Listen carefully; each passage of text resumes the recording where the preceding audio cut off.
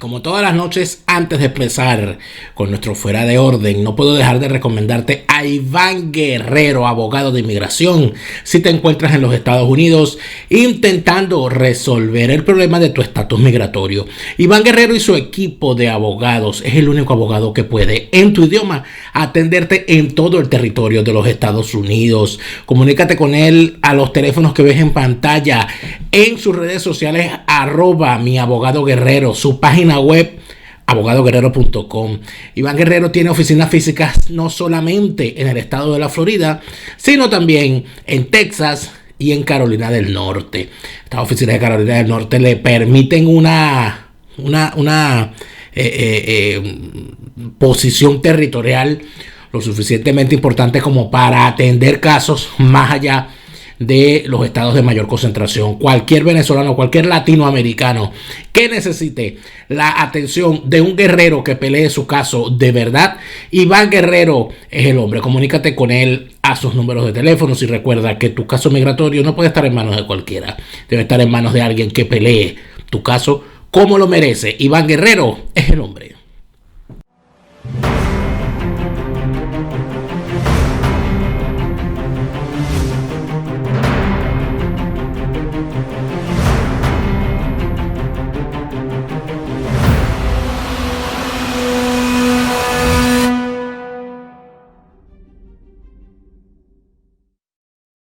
Fuera de Orden, crónica de la desgracia nacional e internacional. Plomería informativa, arqueología, paleontología, zoología, parasitología y medicina forense política. Bienvenidos al programa número 310 de Fuera de Orden. Hoy es jueves 1 de octubre del año 2020. Ya estamos en octubre, amigos. Espero no se molesten porque no se lo recuerde, ¿no? Pero ya llegamos a octubre, noviembre, diciembre y ras. Ya huele a yaca. Ya suenan las gaitas. Complicado. Como todas las noches les saluda Daniel Lara Farías. Gracias por estar acá de vuelta. Y gracias también a todos los que se han suscrito a mi cuenta en Patreon.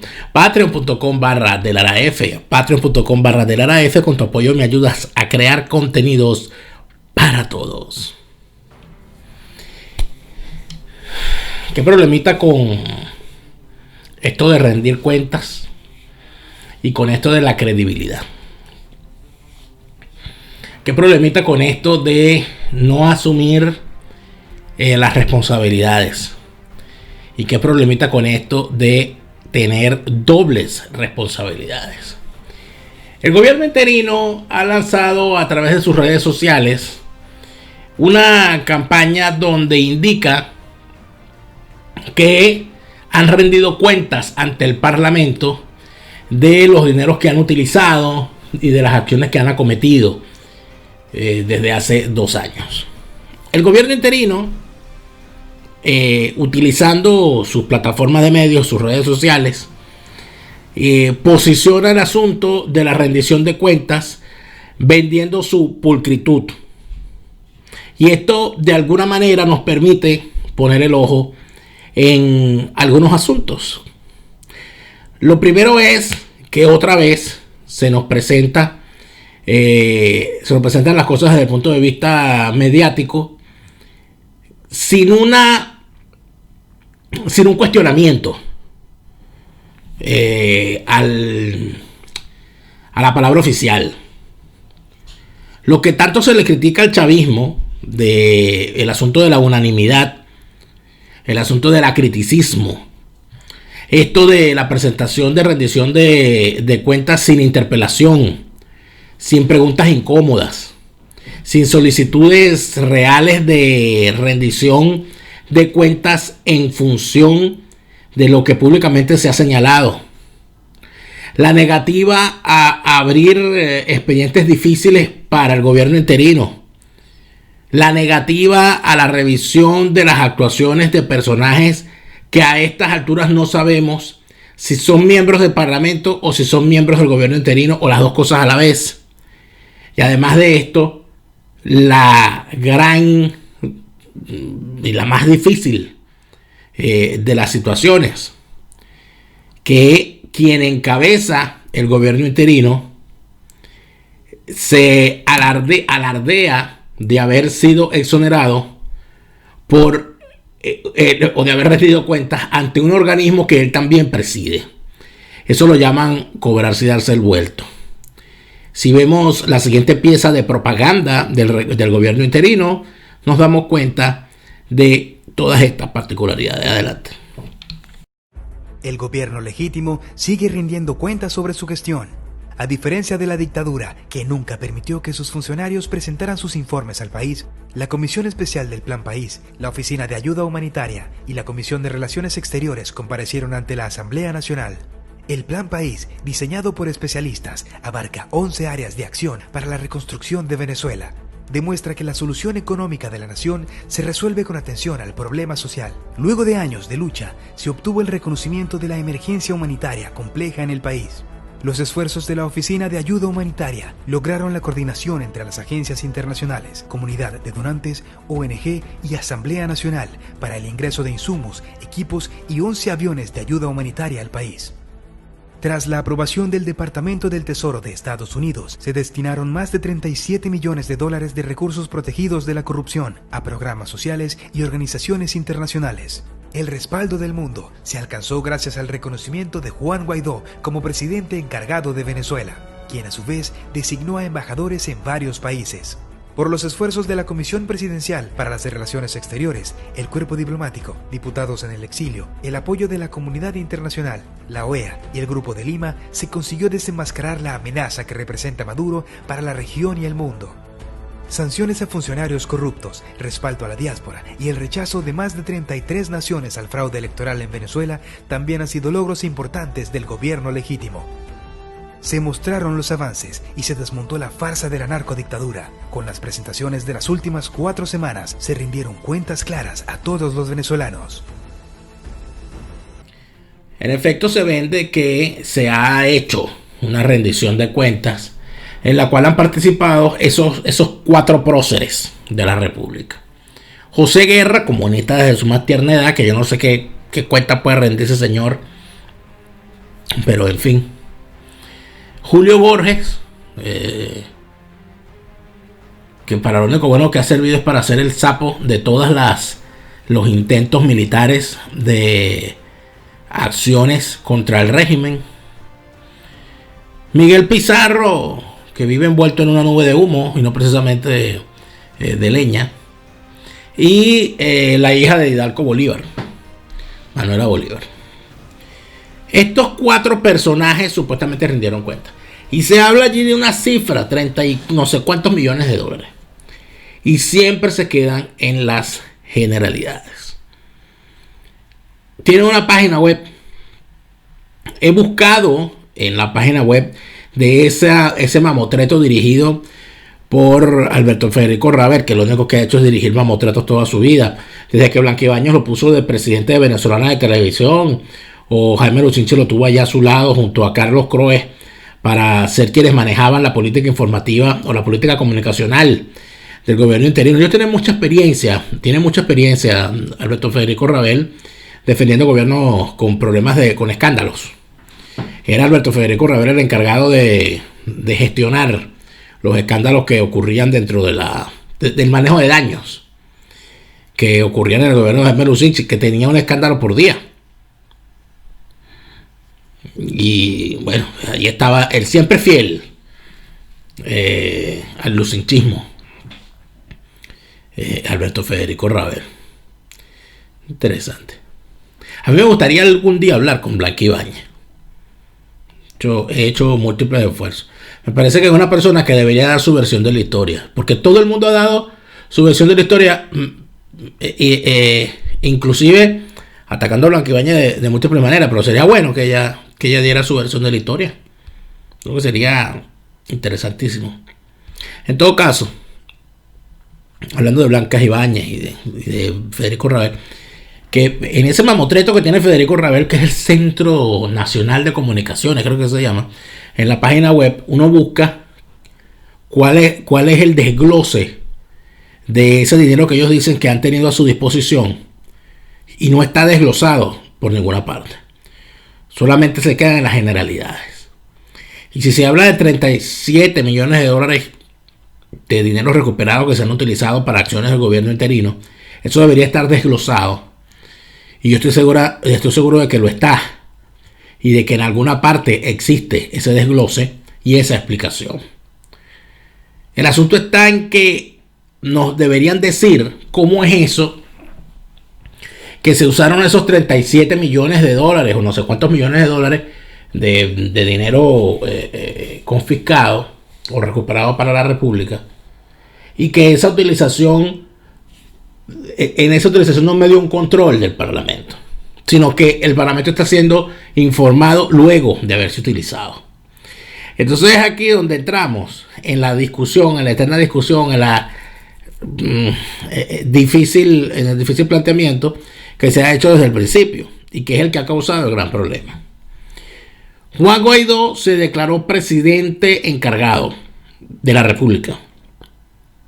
Como tal, se juramentó en una ceremonia protocolarmente absurda y de cuya legalidad podríamos estar pasando días discutiendo, pero en fin, así ha sido reconocido. El señor hace dicha juramentación, hace dicho acto, hace dicha acción y no se separa del cargo de presidente del Parlamento. Entonces aquí, cuando empiezan a surgir las dudas, el señor se molesta porque en algunos medios lo llaman el presidente del Parlamento y no el presidente encargado. Pero quien ha iniciado, quien ha arrancado mal el asunto, permaneciendo o presentándose como presidente encargado y a la vez como presidente del Parlamento, es él.